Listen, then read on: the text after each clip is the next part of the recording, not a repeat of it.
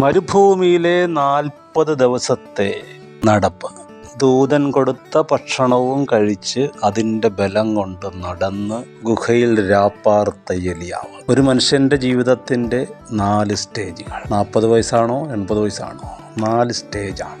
10 വർഷത്തിൻ്റെ 4 സ്റ്റേജ്, 20 വർഷത്തിൻ്റെ 4 സ്റ്റേജ്, ഏതുവാകാം. കൊടുങ്കാറ്റ് പോലൊരു ശുശ്രൂഷ, പാറകളെ തകർക്കുന്ന, പർവ്വതങ്ങളെ കീറുന്നു. പക്ഷേ യഹോവയില്ലായിരുന്നു. കാറ്റിന് ശേഷം ഭൂകമ്പം, പക്ഷെ യഹോവയില്ലായിരുന്നു. ഭൂകമ്പത്തിന് ശേഷം തീ, യഹോവയില്ലായിരുന്നു. മനുഷ്യർ കണ്ടു, നാട്ടുകാർ കണ്ടു, ചാനലുകാർ കണ്ടു, പക്ഷെ യഹോവയില്ലായിരുന്നു. അതിനുശേഷം സാവധാനത്തിൽ മൃദുസ്വരം, ആത്മാവിൽ ദാരിദ്ര്യം, വാക്കിലൊരു സൗമ്യത. അതിൽ യഹോവ ഉണ്ടായിരുന്നു. അത് യഹോവയായിരുന്നു. മനുഷ്യന്റെ മുമ്പിൽ ഉന്നതമായത്, ദൈവത്തിന്റെ മുമ്പിൽ നിന്ദ്യമത്രേ. ശുശ്രൂഷകനാകുന്നത് ഭൂകമ്പത്തിലല്ല, തീയിലല്ല, കൊടുങ്കാറ്റിലല്ല, വാക്ചാതുര്യത്തിലല്ല, സാവധാനത്തിൽ, ആത്മാവിൽ. എവിടെയാണ് റിവൈവൽ?